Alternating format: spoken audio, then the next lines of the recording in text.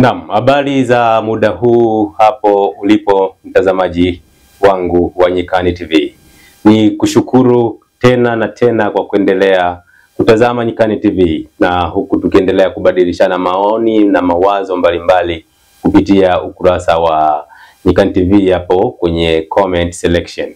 Nimekuja tena muda huu mbele yako kwa ajili ya jambo moja tu. Nataka tuzungumze kuhusiana na misaada ambayo inatoka nje ya Afrika.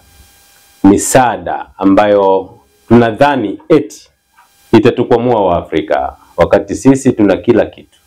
Lakini yawezekana tu kuna jambo ambalo hatuko nalo. Tumekuwa watiifu badala ya kuwa waaminifu. Mimi nimekuwa nikijipambanua mahala pote kwamba kwenye kiwango cha utiifu, nadhani wakitafutwa watu watiifu, mimi sintakuwepo. Ila kwenye kiwango cha watu waaminifu, mimi nadhani ninaweza kuwemo kwenye kiwango cha watu waaminifu. Mimi ni mwaminifu na wala si mtiifu.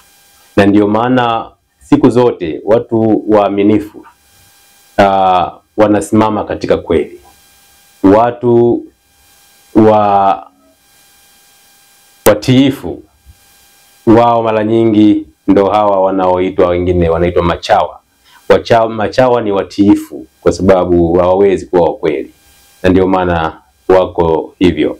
Lakini tuende mbele na kurudi nyuma. Lakini tukisonga mbele kwa namna hii, tuzungumze swala hili la masuala ya mikopo ama misaada kupitia mahala mbalimbali, na si misaada tu kutoka nje ya Afrika ama kutoka nje ya nchi.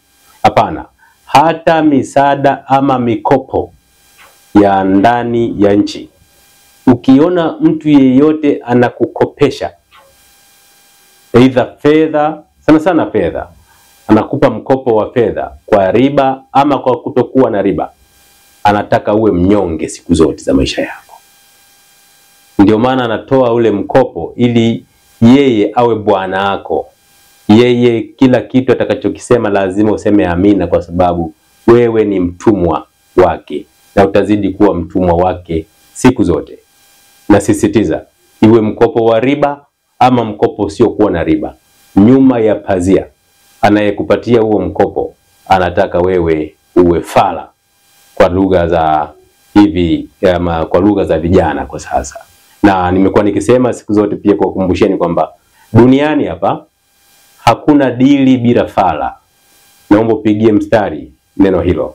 Hakuna dili bila fala. Sasa mikopo imekuwa ni gumzo katika nchi za Afrika, lakini na mambo kadha wa kadha yanayoitwa ya misaada. Lakini tunaweza kujifunza kwa nchi moja ambayo inatawaliwa na kijana mwanajeshi Captain Ibrahim Traore. Ni nchi ya Burkina Faso. Nchi ya Burkina Faso yenyewe, alipoingia Ibrahim Traore katika nafasi yake hiyo ya urais, yeye alilipa madeni yote na amekataa kukopa tena popote. Hivyo yeye hana madeni na anajiendesha, ama nchi yake inajiendesha kutokana na rasilimali zilizopo ndani ya nchi ya Burkina Faso. Na amejiondoa kwenye jumuiya zingine ambazo zinaonyesha ni kama zenyewe bado viongozi wao wanaendelea kuwaza masuala ya mikopo na masuala kadha wa kadha ambayo yananyonyesha utu wa Mwafrika na usmart wa Mwafrika. Sisi ni smart. Sisi ni watu imara, ila tu tuna shida labda kwa namna moja ama nyingine vichwani kwa sababu ya tamaa. Kwa mfano, kwa sasa nadhani umewahi kusikia kuna kitu kinaitwa mazao ya chakula na kadhalika ya biashara. Na mazao hayo tunaletewa mbegu. Umewahi kusikia mtazamaji kwamba kuna kitu kinaitwa GMO? Ni mbegu ama chakula ama ni mbegu ambazo zinatufanya tuendelee kuwa watumwa, na itafika mahala. Na kuna siku itafika, naomba noti maneno yangu. Kuna siku patafika mahala wa Afrika hatutakuwa na mbegu yoyote ya chakula. Hivyo sisi tutakuwa watumwa wa wazungu. Ingawa mpaka sasa ni watumwa kwa namna moja ama nyingine, kwa sababu hata wataalamu wetu, inashangaza sana, Hata wataalamu wetu utakuta wanahamasisha watu wakanunue mbegu za kisasa, wakisema kwamba zinatoa mazao mengi, utapata pesa nyingi. Unaingizwa kwenye tamaa ya kupata pesa nyingi, lakini hauangalii afya yako wala uangalii kesho yako. Hebu jiulize, zamani kwa mfano mahindi, unalima mahindi yako, mtu anakuwa nayo ndani, hayo mahindi atakula, hayo mahindi mengine atakayobaki atapanda mbegu. Lakini kwa sasa mbegu hizo hazipo tena, na kama zipo velelea. Ni maeneo machache sana ambapo hizo mbegu za asili zimebaki. Au mahindi mtu akapanda, akavuna na akayapanda yakaota tena. Huu ni utumwa mbaya sana, na viongozi wetu wapo. Na ikumbukwe juzi tu Rais wa Burkina Faso anaeleza kwamba viongozi wengi wa Afrika wanapewa ahadi nyingi na kupewa ahadi za maisha ya anasa au maisha mazuri pamoja na familia zao. Ndio maana wanakubaliana na masuala ya misaada na vitu vingine kama masuala ya GMO. Ikumbukwe nchi ya Uganda yenyewe ilikataa GMO kwa sababu yule mzee pamoja na mambo yake yote, Bwana Museveni, kuna vitu ambavyo ni mtu smart. Amekataa masuala hayo ya ushoga, akakataa masuala ya GMO katika nchi yake na mambo kadha wa kadha. Sasa tutazame huko katika nchi ya Burkina Faso nini kimetokea. Burkina Faso bwana, kama mnavyofahamu, tajiri Bill Gates alipeleka mradi mmoja huko wa kutokomeza malaria na mbu bandia, ambazo mbu hizo kwamba eti zitaenda kuwala wale mbu halisi. Burkina Faso, Ibrahim Traore amegoma biashara hiyo, na lakini amesaidiwa pia na NGO ya mashirika sio kwa kiserikali ndani ya nchi yake, wakieleza kabisa kwamba huo ni utumwa na ni ujinga.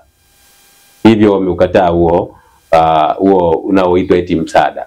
Hebu tusome kidogo hapa kama ilivyoandikwa. Tunaambiwa kwamba Burkina Faso imefunga mradi wa Bill Gates wa kupambana na malaria. Taarifa inasema kwamba serikali ya Burkina Faso imesitisha mradi mkubwa uliokuwa unafadhiliwa na Bill and Melinda Gates Foundation uliohusu kuachilia mbu waliobadilishwa vinasaba, genetically modified mosquitoes, ili kupambana na malaria. Taarifa hii inaeleza kwamba uamuzi huu umefuatia wasiwasi mkubwa kutoka kwa mashirika ya kiraia nchini humo kuhusu athari za mazingira na maadili. Wengine wanasema hii ni ukoloni mpya wa kisayansi ambapo Afrika inatumiwa kama eneo la majaribio ya teknolojia mpya. Pia serikali ya sasa ya kijeshi imekuwa ikipunguza ushawishi wa kigeni na inataka kujisimamia yenyewe.